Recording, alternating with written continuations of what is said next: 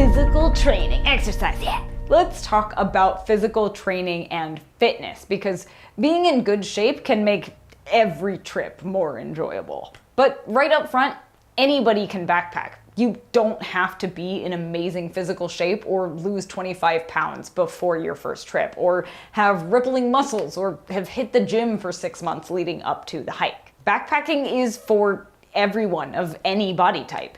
Sure, if you aren't in awesome shape, an aggressive itinerary and terrain isn't going to be as enjoyable as if you've trained your body to prepare for it, but backpacking is as much a mental fitness game as a physical fitness game. And if you're ready to push yourself, then do it. Just don't let anyone suggest that you're too old, too overweight, too sedentary, or too whatever to start backpacking. Just get out there and do it. Worst case scenario, you simply have to hike at a slower pace and tackle less ambitious mileage. Big deal. But that's only a negative if you think it is. And the success of every trip certainly doesn't have to be measured in distance and time. Success depends on you, your goals, and what you hope to accomplish out there. And frankly, making it back to the trailhead in one piece, which physical fitness can help ensure. So let's talk about it. Because having at least a baseline level of fitness can absolutely make your time on the trail, especially if it includes challenging terrain, more enjoyable and rewarding. Now, you can take pre-trip training to whatever extreme you deem necessary, but for most people and most trips, an active lifestyle will provide a solid fitness base for many adventures. If you don't live an active lifestyle in which you routinely exercise, whether that's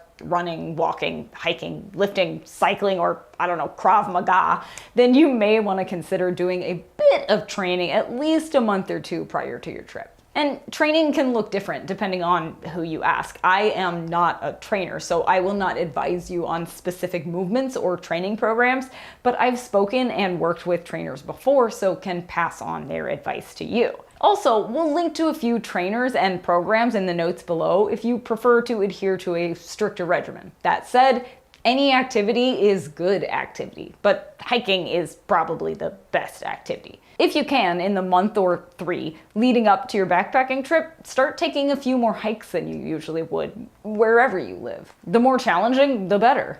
After a few, or if you're already in pretty good shape, start loading a bit of weight into your backpack and hike with 15 or 20 pounds. That'll help prepare your legs, core, and shoulders for the load you'll be carrying on your trip. If frequent hikes aren't an option where you live, say in an urban environment, or if you have a really demanding job, the next best alternative is walking on a treadmill set on an incline or even a Stairmaster. In either case, don't use your hands to help pull yourself up via the display on the front of the machine.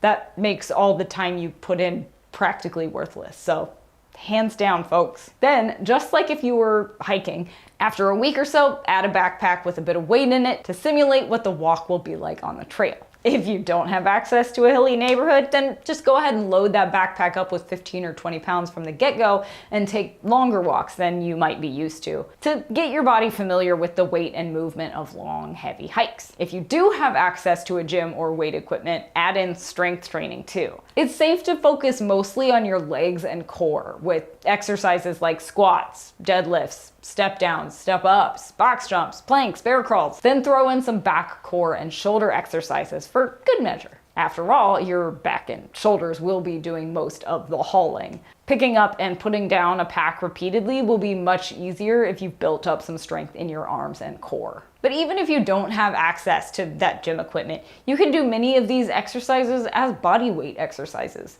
They will still help you prepare for the hike ahead. If you're planning an especially big or difficult hike, say with lots of elevation change, adventures longer than a few days, or you're hiking at high altitudes or in really hot temperatures, you may want to start training earlier than 1 or 2 months. Training for at least 3 can make hikes like these more enjoyable and less painful. For example, I attempted to hike the Pemigewasset Loop in the White Mountains one summer with almost no training. I had been quite active, but hadn't been doing much strength training or hiking. This is a notoriously difficult route, and as a result, though I was in relatively good shape, the hike proved exceedingly difficult and as such much less enjoyable than if I had started my training a month or 2 or even 3 in advance. Bottom line, never underestimate the power of repeated elevation change to really give your body a beating. And do as much as you can to prepare your body beforehand for a more pleasant experience overall. And yes, I will be going back to visit the Pemigewasset Loop very soon. It's not going to beat me, so train your body to handle anything the terrain can throw at it and wander on. I'm just doing squats back here behind the table.